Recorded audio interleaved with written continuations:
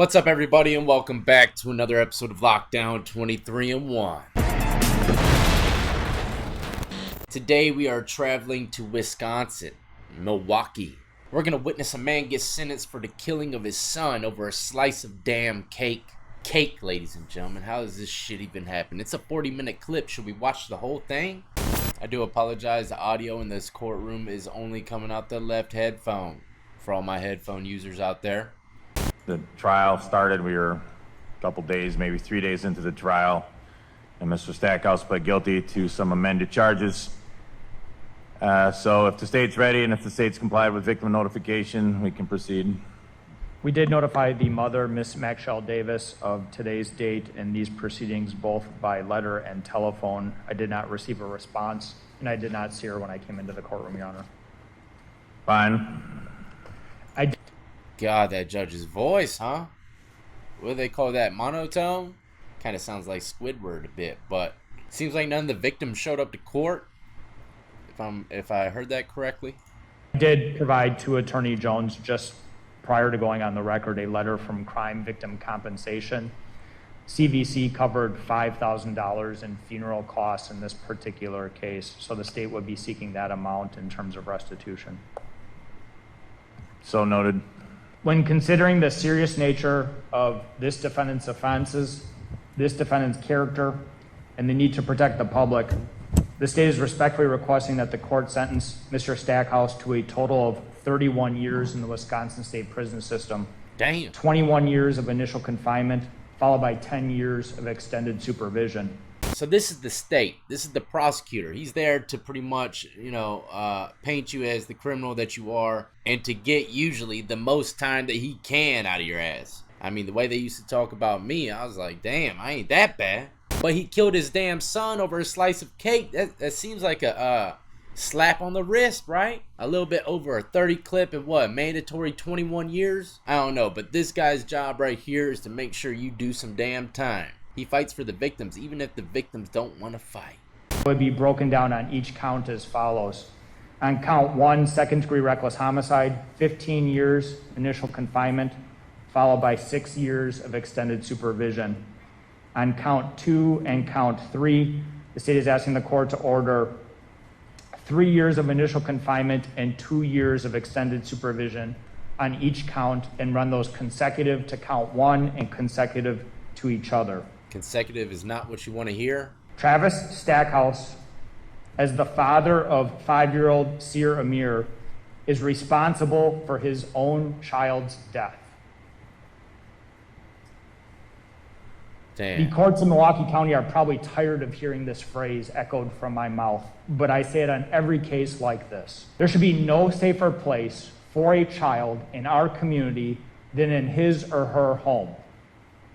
Yep. But that was not the case for Sir Ameer Stackhouse on June 21st of 2019. You see how he keeps on putting his head down?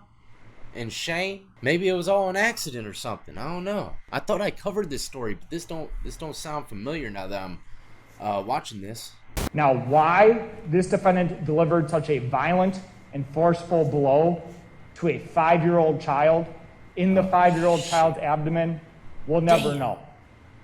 There were multiple different accounts given by the defendant on the questioning that was played for Your Honor and for the jury during the trial.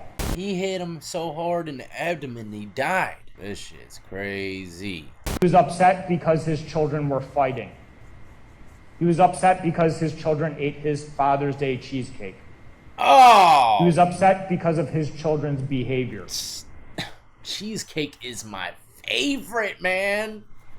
This story's hitting different now, man. It's just that damn cheesecake. Man, that dude probably been working all damn day thinking and dreaming about that damn cheesecake. And when he got home and seen that damn thing was gone, even after he hid it behind the damn milk, it was the last straw, man. It's unacceptable, man. It couldn't have just been over the damn cheesecake. It was probably just over some other shit, man. I gotta hear this guy's story. He has to say something. He has to take the stand. He's putting his head down in shame. He has to have something to say. None of those reasons are acceptable in any way, shape, or form for anyone to use violence on a child, let alone this level of violence that ruptured this child's stomach, that ruptured this child's adrenal gland, Perhaps one of the more powerful parts of the trial is when each of the two expert witnesses testified about the suffering and pain that Sir Ameer would have endured after this fateful blow was inflicted. This was a painful death for this child. This was not a death that went in a matter of seconds or minutes after a gunshot. This is a death where this child suffered on a couch with the person who biologically is supposed to protect him, supposed to keep him safe, supposed to seek medical care for him when he's suffering, knowing that he inflicted that blow and not fulfilling any of those parental obligations to that child, and instead choosing to go out to a bar and ingest more alcohol. All right, so now let's flip it. I love to do this because I have such a good imagination that I really feel like I'm there. Put yourself in that man's shoes, right? You got the suit on, you got the mask and the glasses. You've got all of your investigative work, detective work right in front of you, your paperwork, the facts. Keep in mind what this guy's saying about what happened to the child. This big ass dude punched that little kid in the gut, man. It just completely wrecked that kid's world. Would y'all not be trying to bury his ass too? Let me be a prosecutor for one day and have this guy as my first case, man. You're gonna go at it, right? I don't know if Sir Ameer fell down the stairs or if it was Travis that fell down the stairs. What I do know is that didn't lead to any of these injuries. The jury would have known that and did know that by the testimony of the experts. And I believe even Mr. Stackhouse knew it by the time we got to the close of the state's case. He must be saying he fell down the stairs. What I also know is when you play the questioning of Mr. Stackhouse, he knew how violent the blow was that he delivered. And it was multiple blows to the child's head. When he describes it, it's a backhand, a forehand, and then a punch to this child's stomach. So it's not one blow or two blows, but it's multiple blows. But when he's describing inflicting these blows on 5-year-old Sir Ameer, he talks about how Sir Ameer crumbles to the ground and then looks up at him. And he describes that look and knowing what he had just done to his child. Oh man, can y'all imagine that? I think all of us parents know that look of extreme shock and pain and terror from a child of your own.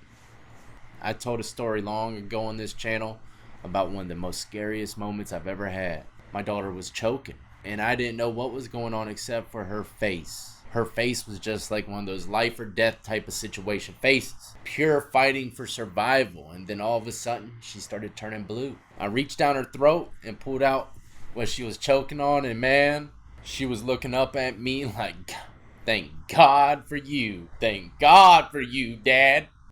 When asked by the mother, when asked what was wrong with Sir Ameer, he talks about an accidental fall down the stairs. The information he has in his head,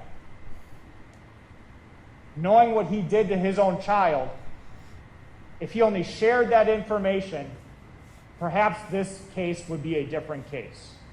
Perhaps instead of a homicide case, it's a child abuse case, and Sir Ameer is still alive. But instead, not only does he choose to inflict this abuse on this child, he chooses not to share that information with the mother, not to act on that information. She's crazy, man. And so this case isn't just about inflicting a violent, forceful blow on a 5-year-old defenseless, innocent child. It's about not taking action to protect that child thereafter. Yep. Action that a father should take. That kid was suffering, man. Wisconsin statute section 973.015 says that whenever a case involves a parent inflicting harm on their child, that the courts need to view that as an aggravating factor. Hey, each one of these charges massive. involves this defendant, the father of Sir Ameer, inflicting harm and then not taking action when he is the father of the victim. That dude is damn massive. I mean, just look at him compared to everything in the courtroom. I mean, he makes the walls look small. How the hell do you make ancient Roman 30-foot walls look small? But just imagine that dude hitting that damn kid in the gut, man. 5-year-old kid. He probably hardly even hit him. He probably couldn't believe his fist actually did all that damage. So after I fast forward it, the guy doesn't speak. He doesn't take the stand. His lawyer speaks on his behalf a little bit, but a man can't take the stand and speak about what the hell he did. If it was me and it was a complete accident, you better believe I'm gonna be taking the stand. I'm gonna speak my damn mind on record and explain exactly how it went down in my eyes. Say, yeah, man, I mean, the kid, I snapped, the kid drove me crazy, you know, and I hit him, but I barely hit him, so that's why I didn't, you know, tell the mother, because I didn't think it was anything serious. You know, that's what you would expect someone to take the stand and say if it was an accident type of situation. But he has nothing to say. Sentencing time. It's hard to know exactly where to start in a case like this because the behavior here is so atrocious. You know, Mr. Torbenson referenced this basically in Milwaukee County now, basically in the city of Milwaukee. Everybody shrugs their shoulders at homicides. No one cares. Last year we had 200 homicides, no one cares. 100 reckless driving homicides, no one cares. Treacherous.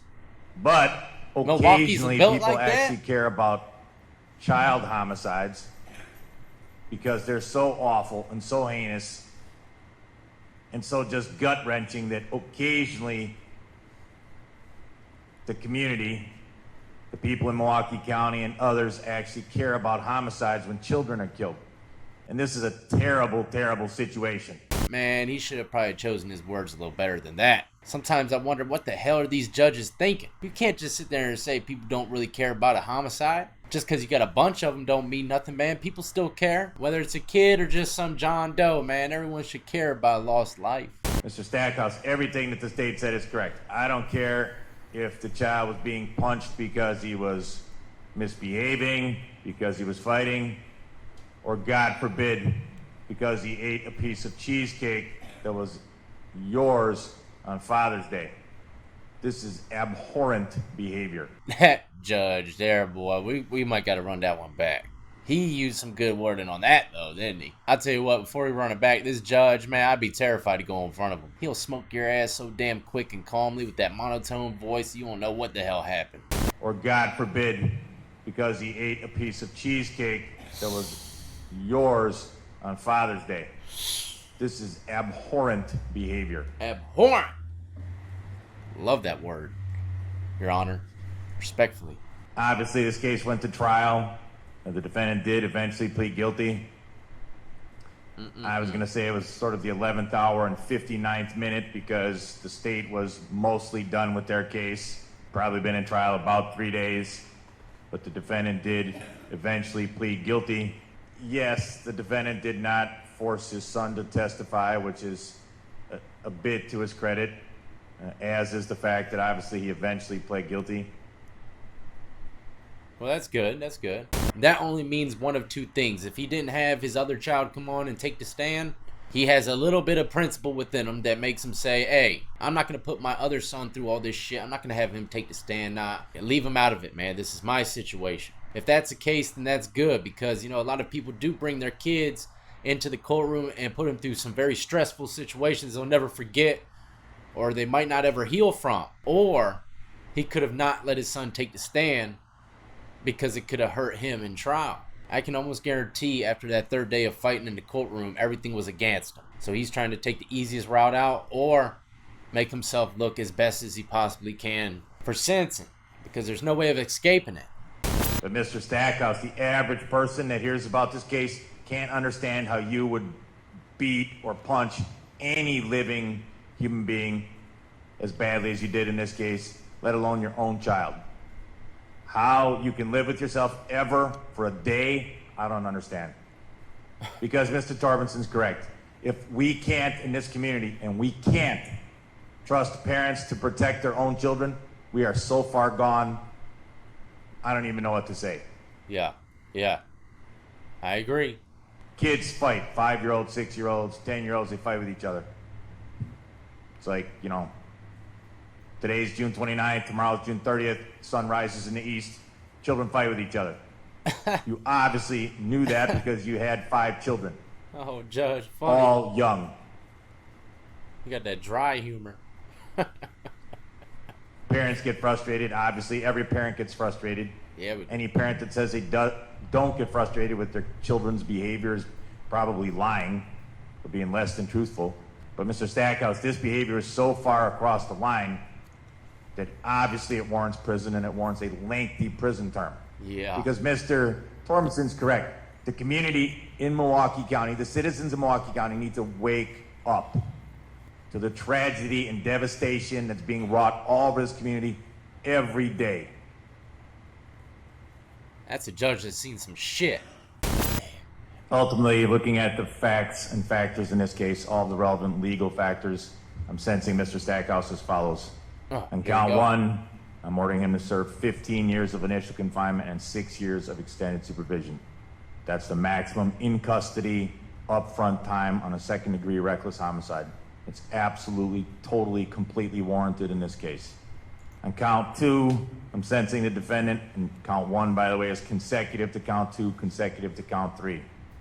Consecutive meaning he has to do the 15, and then after the 15, he'll have to do this. If it was concurrent, then they would all be put together, and he wouldn't have to do the time back to back. On count 2, neglecting a child where the consequence is bodily harm, I'm sentencing the defendant to 3 years of initial confinement, 1 year of extended supervision.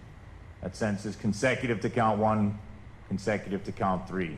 And on count 3, I'm sentencing the defendant to 2 years of initial confinement, 1 year of extended supervision. That means it's the court's specific intent that the defendant serves a total of 20 years of initial confinement, 8 years of extended supervision.